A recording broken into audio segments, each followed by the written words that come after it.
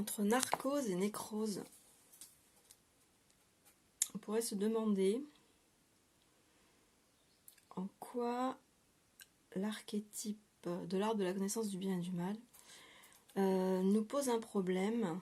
En quoi ça nous pose un problème, cet archétype, dans la psyché, parce qu'il s'agit toujours de la psyché, de la réflexion de la lumière dans la matière. C'est ça la psyché. En quoi le bien est-il un problème Alors évidemment, quand vous avez pris connaissance, conscience qu'il y a un arbre de vie et qui n'a rien à voir avec l'arbre de la connaissance du bien et du mal, vous êtes un peu plus attentif au fait que la dualité, qui est donc cet arbre de la connaissance du bien et du mal, pose un vrai problème. Et puis, par contre, si vous n'êtes pas trop conscient qu'il y a un arbre de vie au-delà de ça, vous pouvez vous laisser piéger par l'aspect de la dualité qui s'appelle le bien. Et donc, on va parler de l'archétype lumière, bien évidemment. Maintenant, ça va certainement être l'objet de mon exploration suivante, bien entendu, puisqu'on en est là.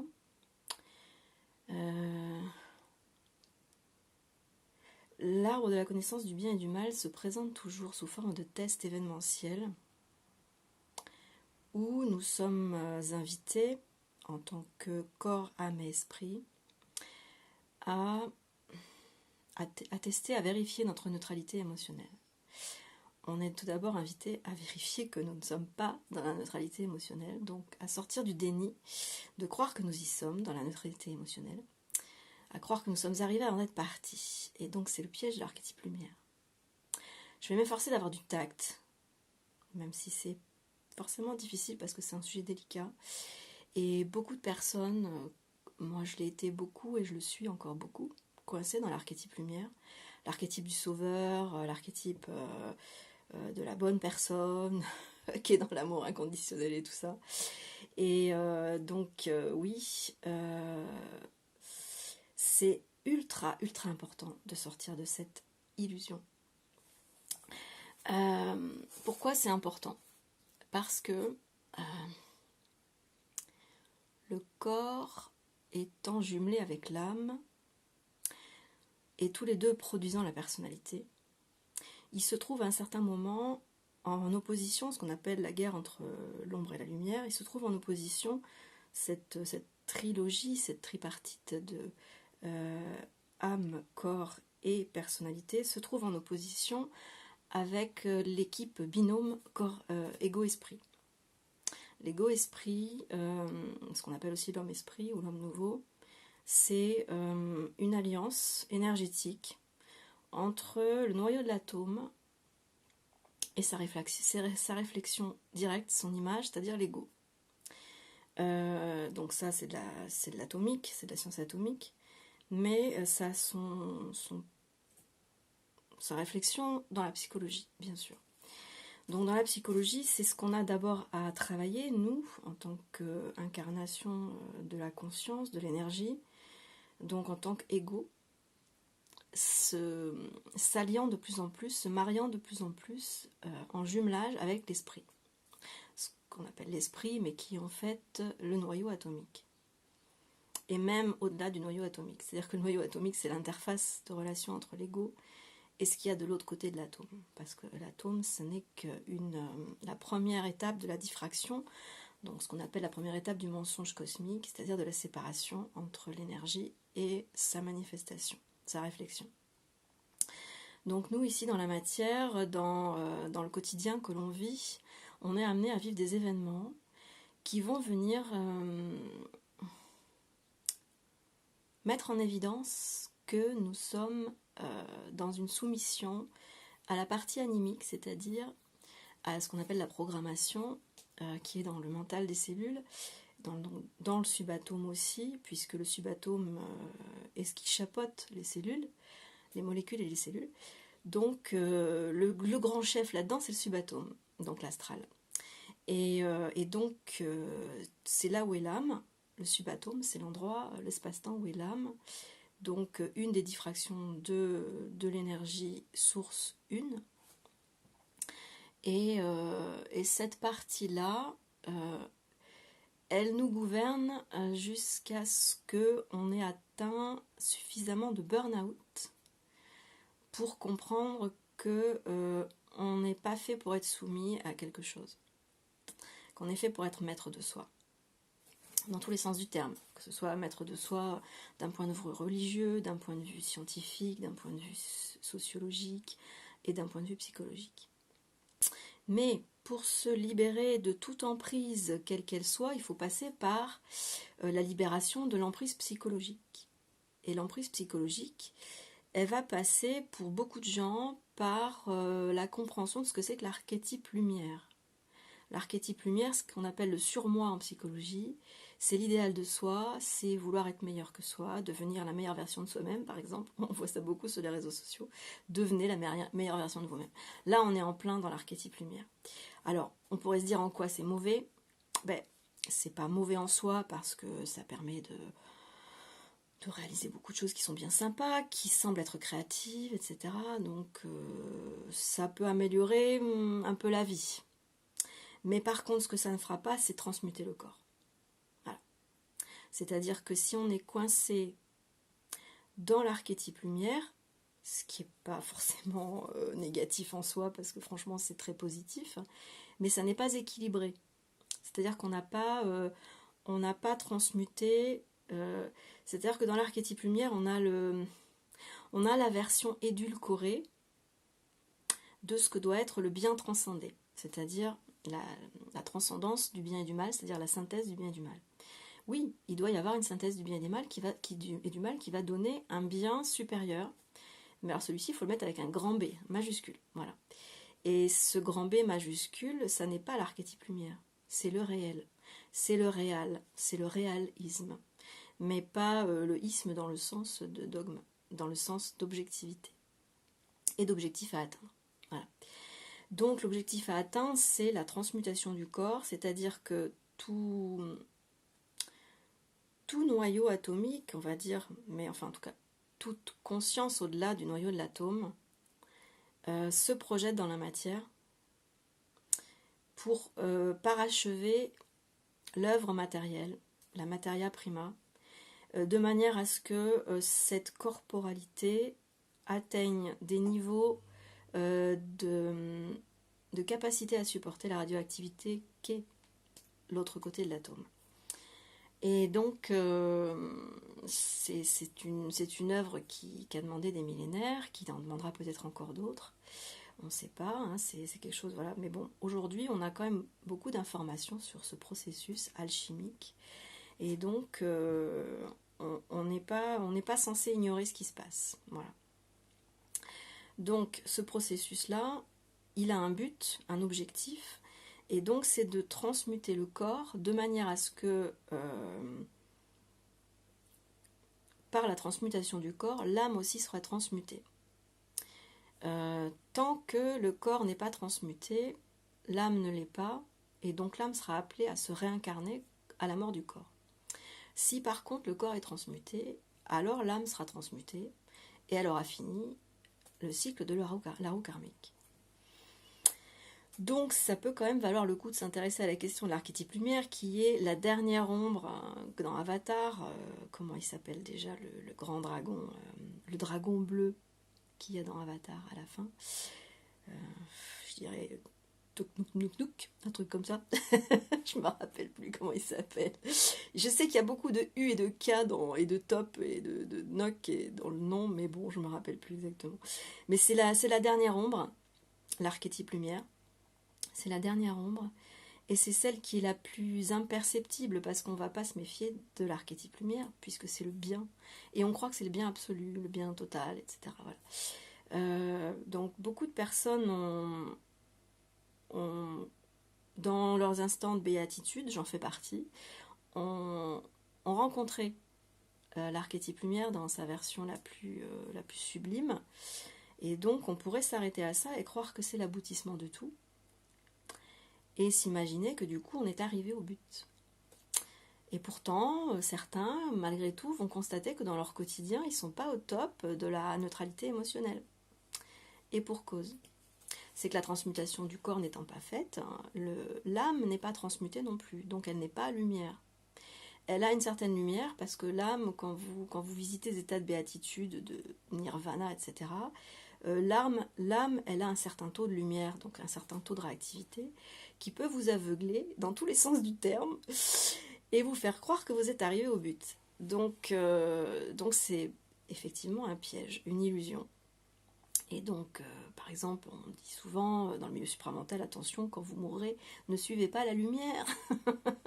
Bon, ça sert à rien, parce que si vous mourrez et que la lumière se présente, vous n'avez plus qu'à la suivre, parce que de toute façon, vous êtes reparti pour un tour. Donc, ça sert à rien de lutter une fois que la mort est arrivée. Si vous voyez la lumière, ça veut dire que l'âme n'a pas été transmutée et qu'il faut repartir dans le lavomatique. Et c'est reparti, mon kiki. Donc voilà, donc il n'y a pas de résistance à opposer, même après la mort. Voilà. Si la lumière se présente, bon ben voilà, c'est que le travail n'a pas été fait sur Terre et qu'il faudra revenir sur Terre pour le faire. C'est sur Terre que ça se passe, le travail alchimique, c'est-à-dire que la transmutation, toutes les œuvres noires, rouges, blancs, tout ça, se font sur Terre. Et non pas dans d'autres espaces-temps qui n'ont pas cette densité. C'est-à-dire qu'il y a une certaine densité, celle de E égale MC2. Alors ça, ce que je vais vous dire, c'est pas voilà. Mais c'est une déduction que je fais. C'est-à-dire que la densité de E égale MC2, c'est-à-dire cette formule-là précise, semble être la densité dans laquelle on doit accomplir le grand œuvre alchimique de la transmutation du corps pour la transmutation de l'âme. Donc, bon, après, si c'est une autre dimension, une autre densité, on saura nous le faire savoir, vous inquiétez pas. Mais en tout cas, ça veut dire que dans cette densité, on a du travail à faire. En tout cas, ça pourrait être un palier de décompression au niveau radioactif, cette densité, donc ce que je dis, c'est pas...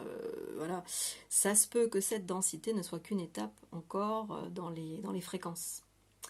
Et qu'il y ait d'autres fréquences où il y ait aussi des transmutations à faire. Voilà. Mais ça n'empêche pas que nous, étant là actuellement, ça veut dire qu'ici, on a une transmutation à effectuer sur ce palier de décompression de la radioactivité.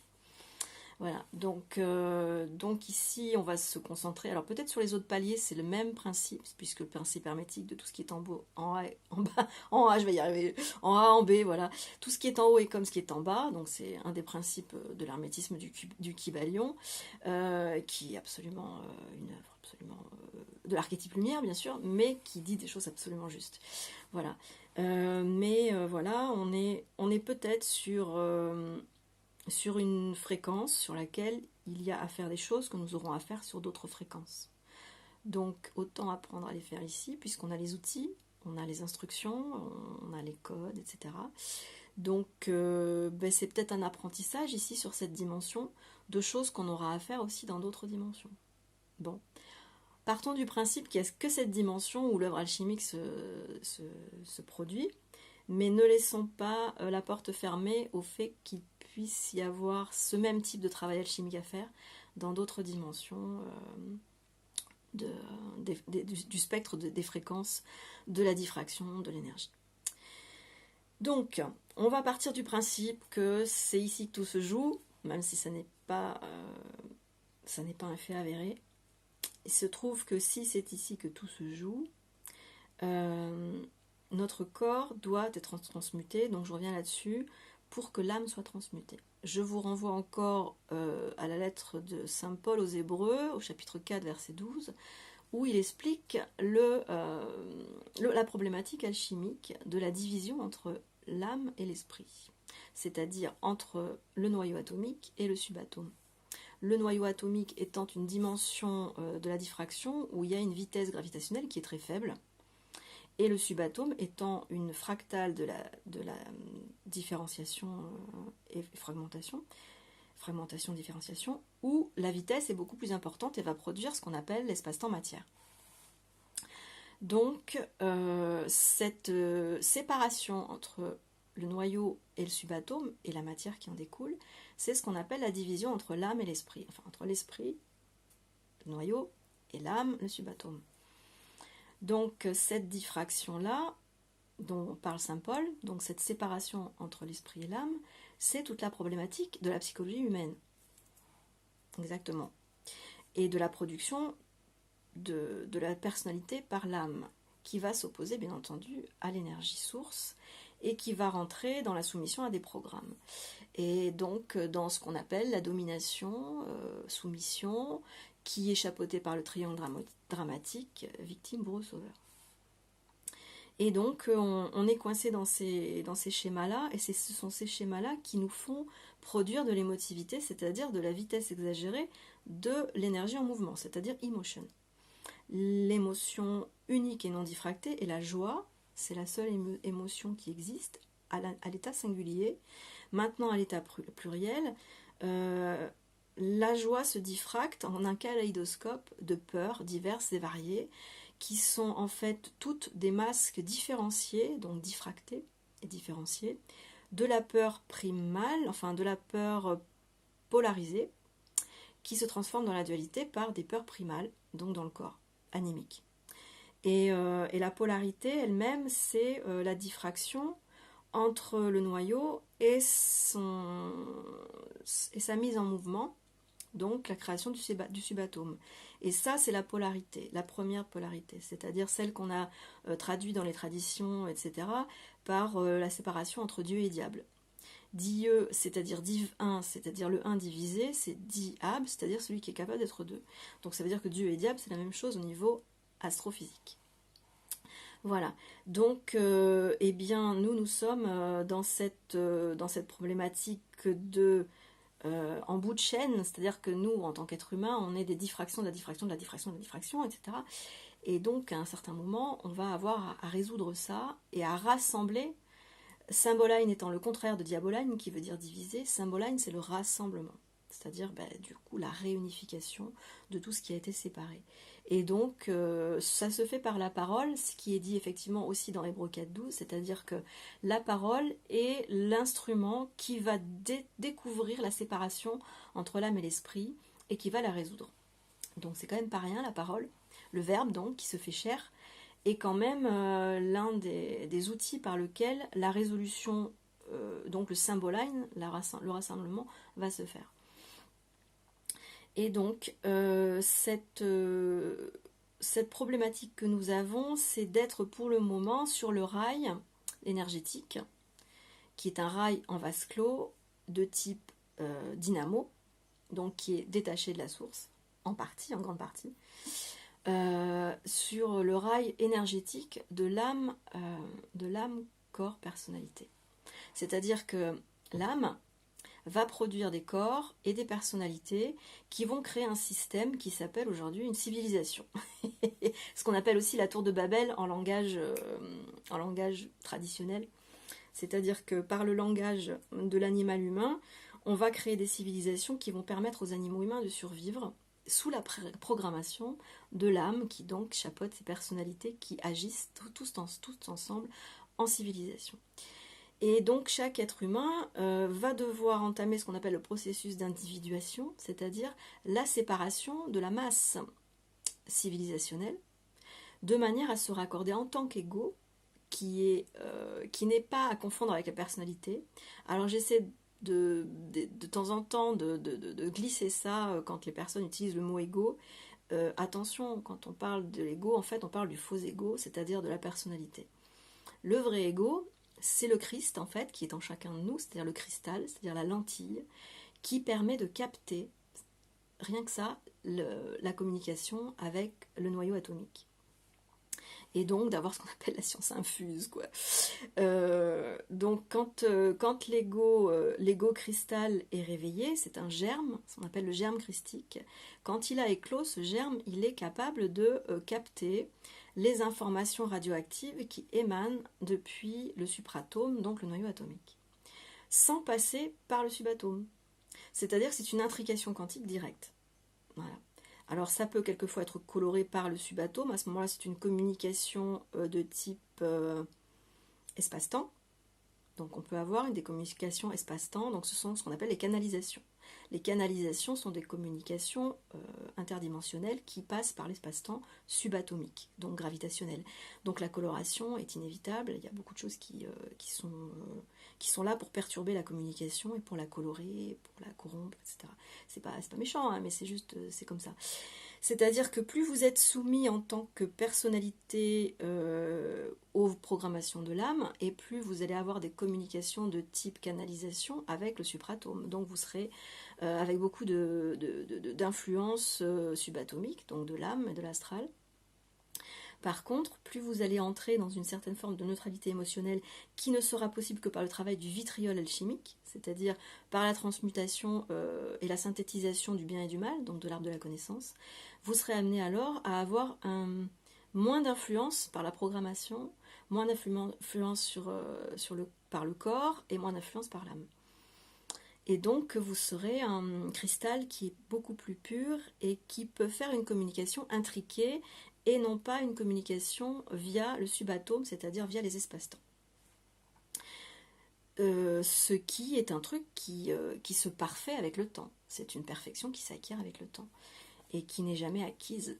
C'est-à-dire qu'on va toujours être testé dans les événements pour aller juste vérifier si on est vraiment dans la neutralité émotionnelle. Et comme souvent on ne l'est pas, le test va nous amener à nous obliger à reconnaître qu'on n'y est pas. Et c'est quand on reconnaît qu'on n'y est pas, quand on sort du déni, quand on sort du surmoi, archétype lumière, je suis arrivé au bout et j'ai réussi la croisade, quand on sort de cette illusion d'avoir réussi, eh bien on peut transmuter justement cette partie du programme subatomique qui influence le corps et qui influence la personnalité et du coup qui barre les capacités de l'ego, du vrai ego, à communiquer de manière intriquée avec le noyau atomique, ce qu'on appelle la source. De plus en plus, je vais sortir de mon vocabulaire tous les mots qui sont d'ordre ésotérique traditionnel, de manière à les remplacer de plus en plus par des mots scientifiques. Pour le moment, je fais une transition assez douce, je continue encore à en utiliser, mais ça va disparaître tout doucement, parce qu'il faut vraiment, vraiment laïciser ce qu'on appelait la spiritualité pour en faire la réalité. Voilà. Donc ça, c'est en cours, ça se fait. Personnellement, je vois à quel point je suis testée énormément parce que le programme subatomique de l'âme voit qu'elle perd son énergie avec mon émotivité.